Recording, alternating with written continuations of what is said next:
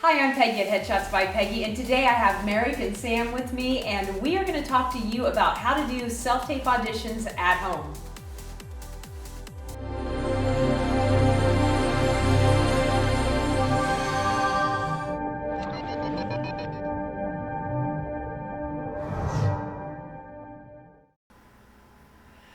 Okay, so we're just gonna, you guys can see what a mess this is around here, but I'm gonna zoom the camera out and we're gonna be going back and forth between using my actual camera and using the cell phone, because a lot of people are doing self-tapes, with their cell phones.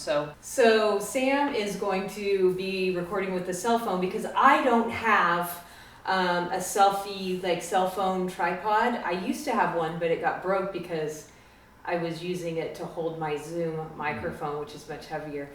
So I'm going to put up a little link of what I'm talking about. A lot of these things you can pick up on Amazon, super cheap. So if you don't have a Sam at your house or a human tripod, that's something that I would suggest investing in. So what we've done is I got a gray sheet. It's a queen size sheet, and I've thumbtacked it to my wall. Now, one thing you need to remember when you're putting a backdrop up is you don't want it at your head level because more is going to show from the camera, so you want it up high. The other thing, we're going to talk about lighting in a second, but the other thing, if you can possibly give yourself enough room to stand about 3 foot away from the backdrops, that's going to help you with shadows and so forth, so you're not going to get as much shadows. So before I started doing your self-tapes for you, I know that was years and years ago, but what experiences or struggles did you have as an actor? I know it wasn't as prevalent as it is now, but what struggles did you have? I think a lot of actors, you don't have you have the right equipment. You may have an old camera, or you have a cell phone that you're trying to set up and you're trying to figure out how to do this. And that was my challenge, trying to figure out the setup. Right. So that added a layer of stress to it. And I think what I got to later on is to strike a balance between keeping it as simple yet professional as possible.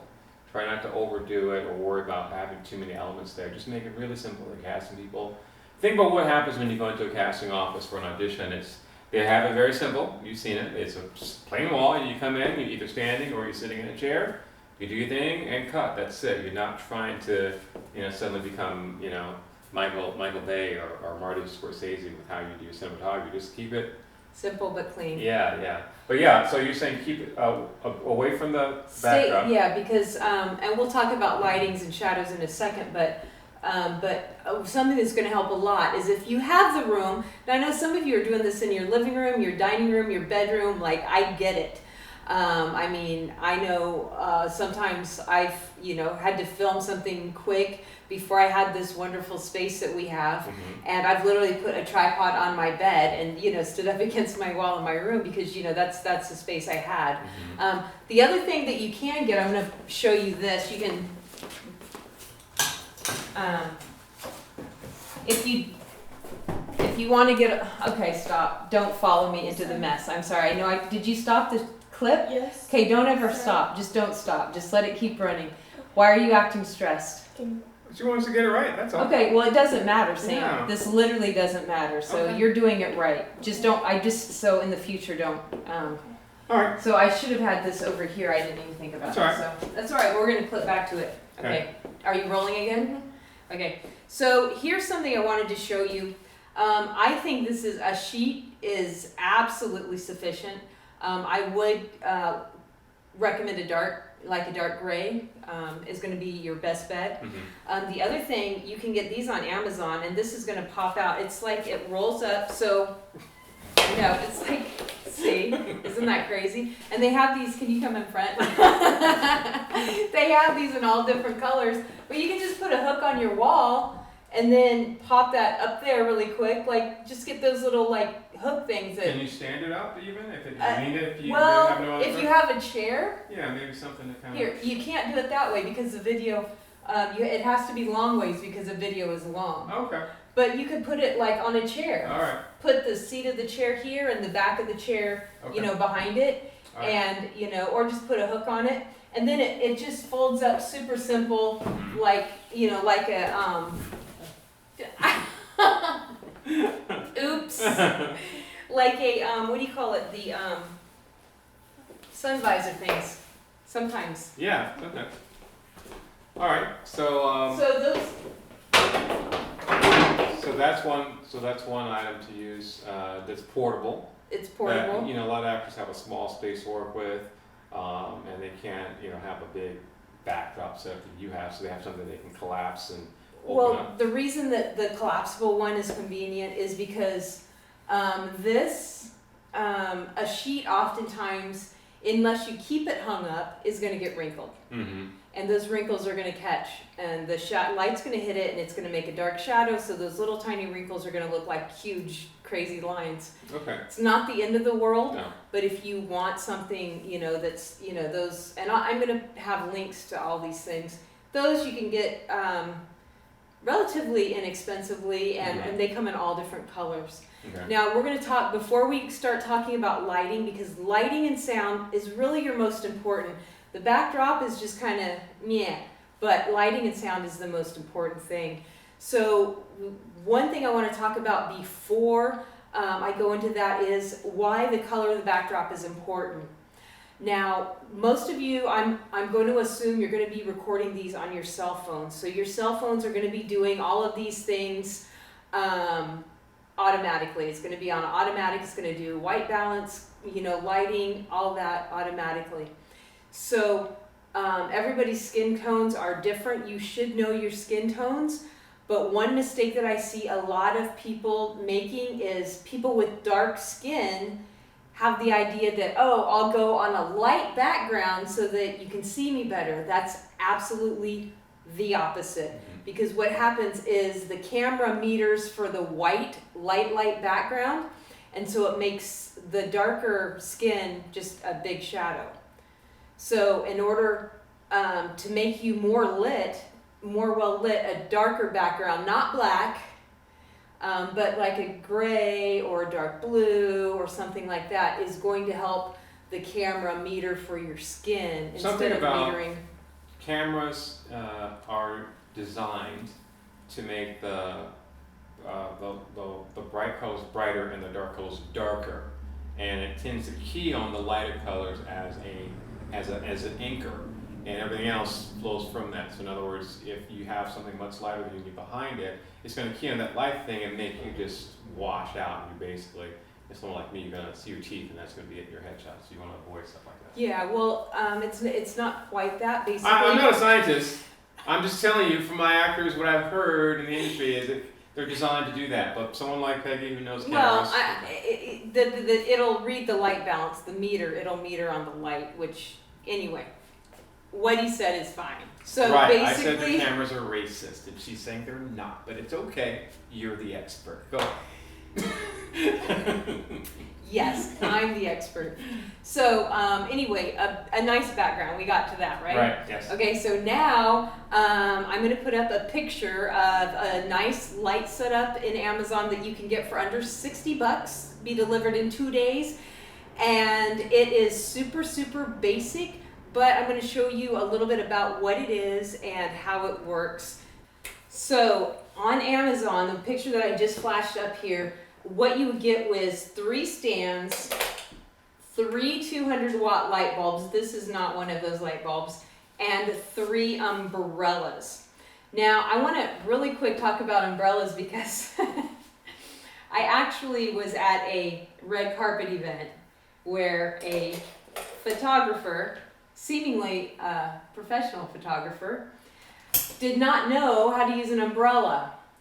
So I'm going to fix that for you right now. So he had the umbrella like this with the light on. That's not how that works. Can you hand me that umbrella over there?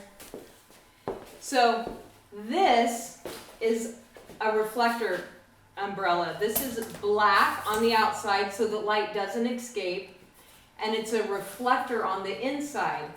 This is the kind of umbrella that you would put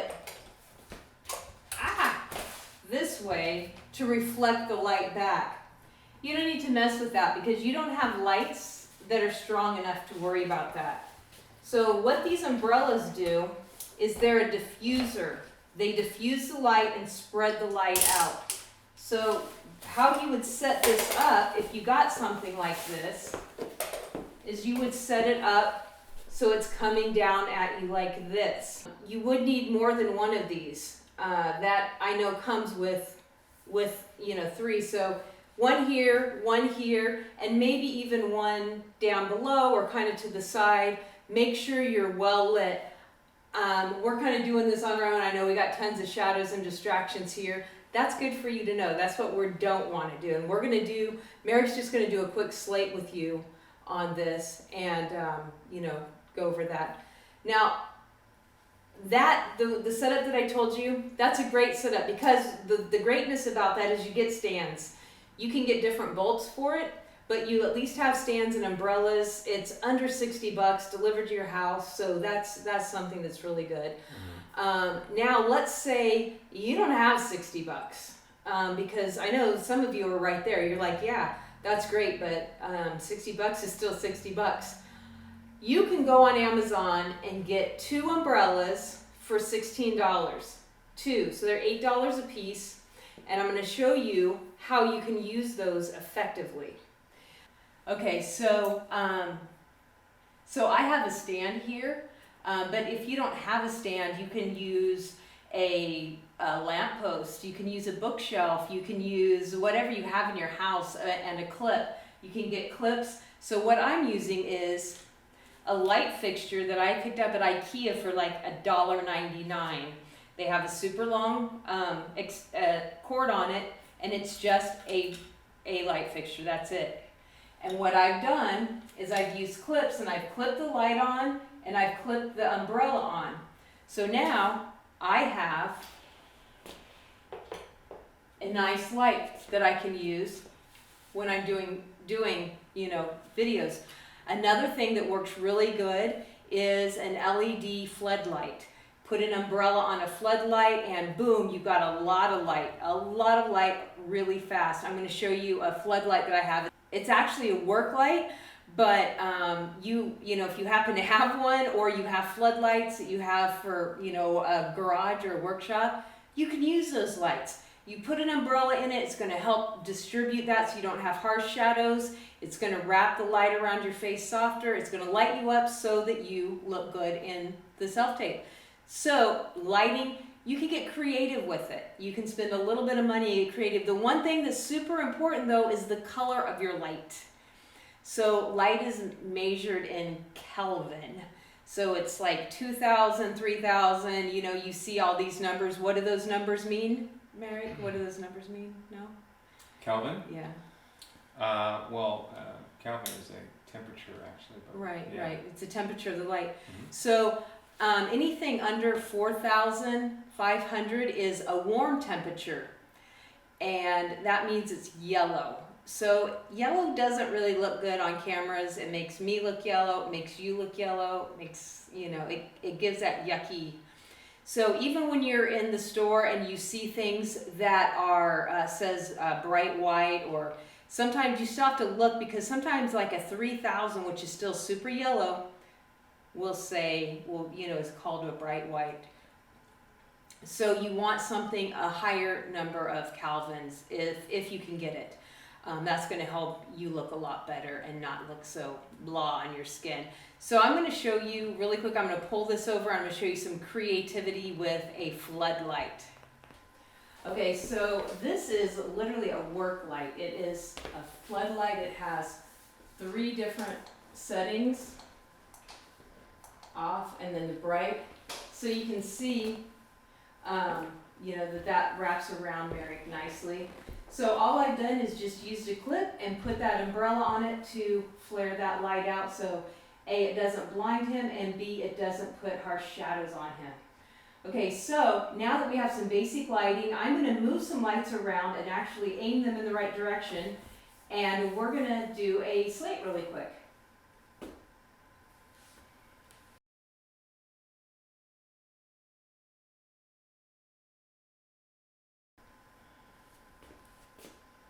Okay, and rolling and speeding.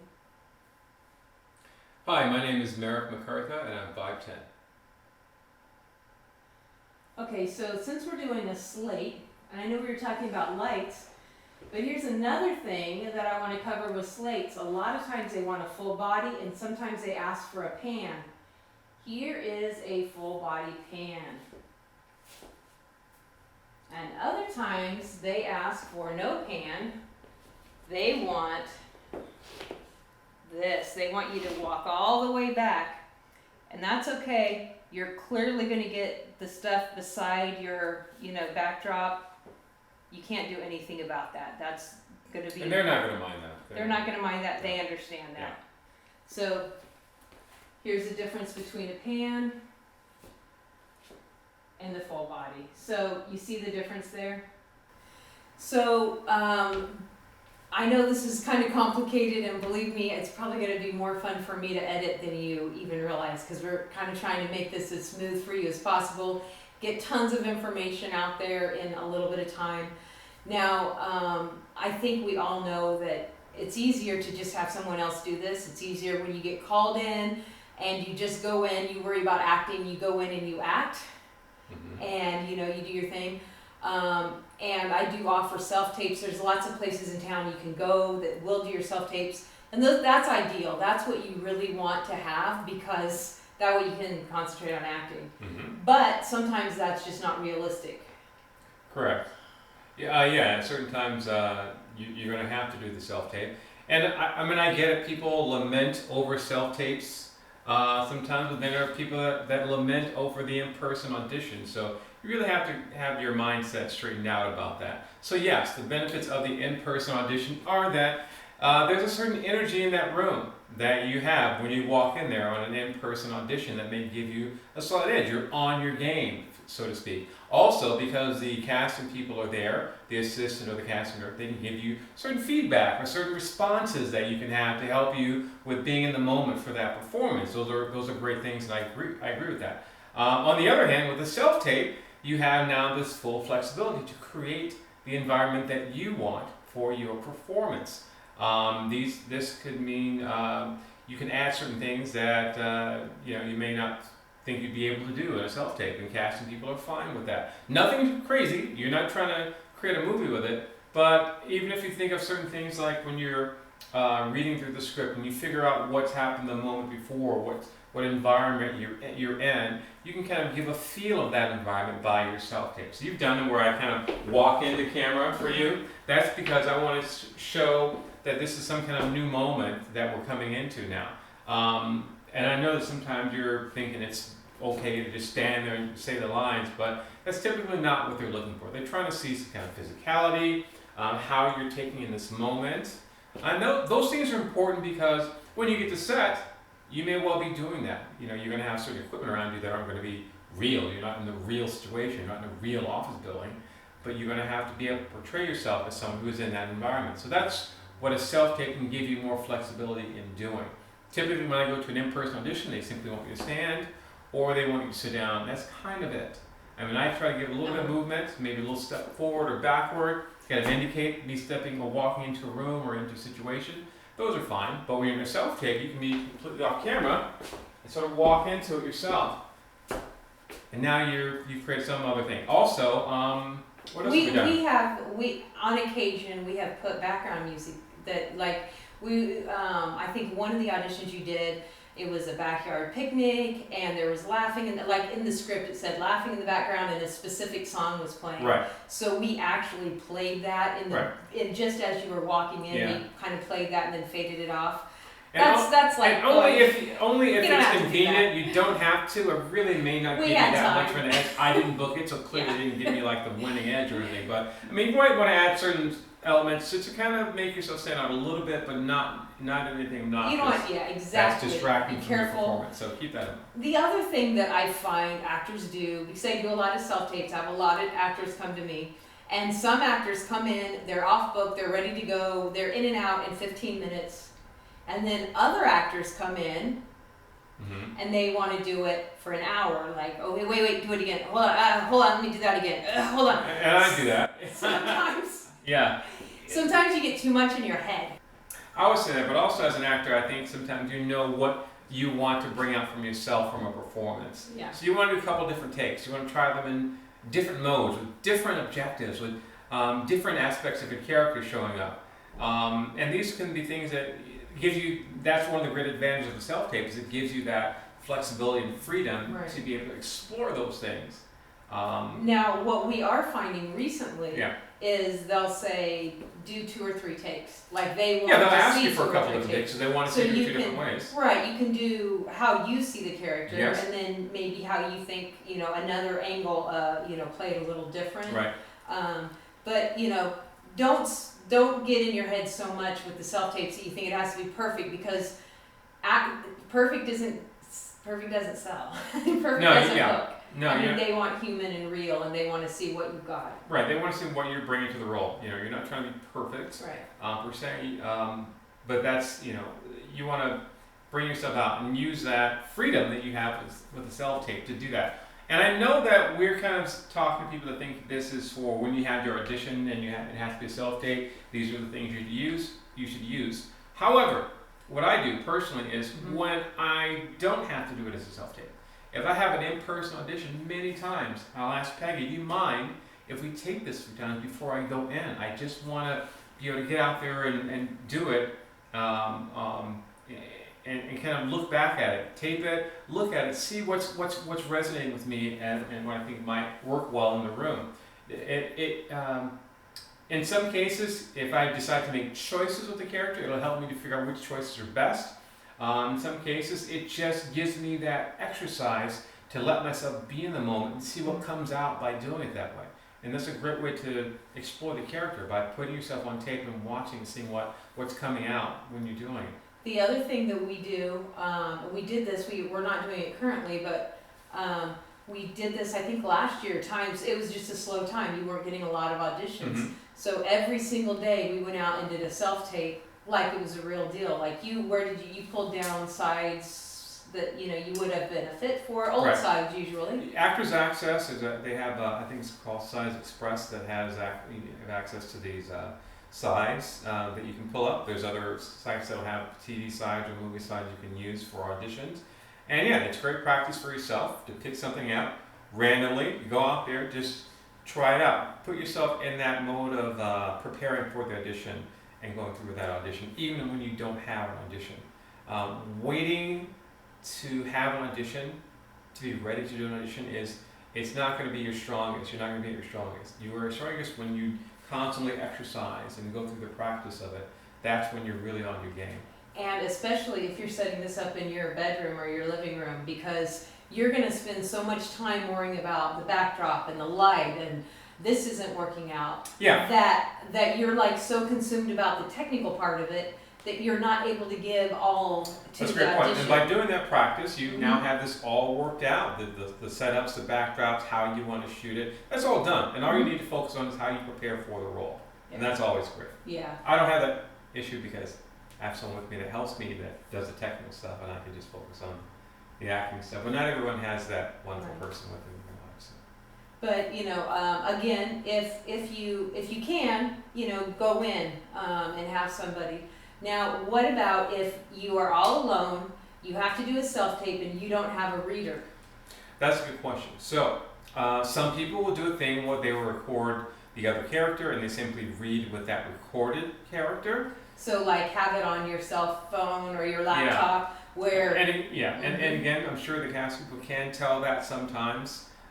Usually they don't mind. There are times when they have written specifically, you must have someone reading with you, because I know people do that. Another option is if you have a laptop, and see if you can get someone to Skype and do their off-camera Skyping with you. I know that a friend of ours was in a hotel because he was shooting something, and he Skyped his daughter. He was telling us his story, and the daughter read. And it's Skype or FaceTime, whatever you have. Or just speakerphone if that's what you got to do. Call them up on speakerphone and say, hey, we're going to go and have them read with you, and that can be get on Facebook on your laptop or whatever you have to do. Our human tripod's getting tired. Everybody say thank you, Sam. But yeah, those are all things you can do Yeah. that really help. So the more you do it, the better you're going to be at it, the less stressful it's going to be, and the more you can concentrate on And your this is a acting. great time to take the time Mhm. to work on it, to work on not just for self-taping purposes, but just your overall audition preparation process. Exactly. Why not take the time now? To get good at this. Sure, Get yeah. good at this craft. So I hope this was helpful. I hope you guys enjoyed it. I know that it was fun for us to pull everything out of the studio, put it in here, and create some, different aspects for you.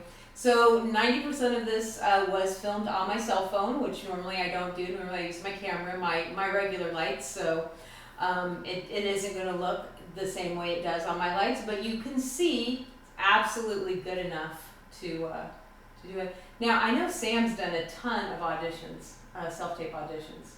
I think with the younger kids, they have a lot of stuff. So I'm going to let Sam come and you and Sam talk just a minute about that. So a lot of you have kids, or you're maybe younger yourself, and you have to do auditions, and we of course have a youngster in our home that does auditioning as well. So we like to make sure that we cover all bases and get different perspectives on this. So I've talked to you about my perspective as an adult actor. Sam here is what might be called a young adult actor. So Sam, let us know what you think when you self-tapes versus in-person auditions. Which do you prefer? I personally prefer self-tapes because it's not as much stress on it, because if you mess up, you could just make another clip. Versus when you're in person and you mess up, you have that stress of messing up in front of the casting directors and all the other people in the room. So you understand that when you mess up in front of the casting director, never once are they going to go, oh! They're never going to do that to you. You understand that, right? I know that, Okay. but still, having it here on camera instead of with the casting director, you still have the opportunity to see what you did wrong and fix it before it's Correct. in front of the actual Great. people who would be hiring you. That's right. As far as doing the audition with lines, do you find yourself struggling to memorize lines, or how do you typically with your? I normally have you or mom with me while I'm doing it, so it's not as hard. Okay. But being by yourself would probably be a little harder to memorize all the lines. Okay. All right. And when you are you more excited then with the self-tape than with an in-person audition? I think I get a little more excited for the in-person ones because I don't get those as often. Mm-hmm. So it's kind of like, wow, this is different. So what you talked about some disadvantages, advantages to self-tape. What are some of the advantages to being in person? Well, being in person, you'd be able to get their input, and if you're there, they'll give you a few different things so they might want you to try for it that you wouldn't get if you're just doing it on camera. All right. Has it been your experience that the cast people are super nice to you when you walk in, or are they sort of matter of fact with you? I had one that they were super nice and they talked when we weren't recording. Mm-hmm. And other ones are like, yeah, okay, whatever, you're here, this is what you're doing. Okay, you're good, go. Mm-hmm. It's like, oh, okay. Yeah. All right. And you understand why sometimes they're just kind of curt. Do you know why that is? Probably because they've been doing this for a few hours and they're like, heard this for like the last 3 hours straight, let's go. Right. So you don't take offense to it when Yeah, people do. like You I understand get that? it. Yes. It's just their job. They're trying to, and you understand that they do want the best from you. Yeah. Okay. They don't want you to go in and do horrible because they might want you to do it. They might see you and like your personality and go, maybe not for this role, maybe for another role. That's great. Right. When you go in, sometimes you may not be a fit. You do your best, and but they know that you do a great job, and they want people that come in to do a great job. And they, again, are people that have a slot to fill, let's say. So they need actors to show their boss, the person who hired them, and so they need you to be great. They need as many people to be great as they can. They're not sitting back there just wanting you to fail. And sort of like they want you to be great when you walk in. They're going to try to help you be great. And so when that happens, when people tell you to do multiple tries of it, you might understand that they're not saying what you're doing is wrong. They simply want to see you do it different ways, or they want to see you do it your best because they know you've got it, and they want to present you to their boss. Yeah, because casting directors, from what I understand at least, they choose you out of all these other people, and their boss, they were like, okay, you chose this person. If they were hiring people who didn't know what they were doing and were doing bad, their boss would be like, why did you choose that person if you could have chosen that person? See that? Young adult here knows a lot more about the business than some of the people that I interact with. That's great. Thank you so much, Sami. Appreciate your input. I hope you guys enjoyed this. I know it was fun for us. I hope that you guys share this, leave me tons of comments. Most importantly, have an amazing week, and I'll see you next week.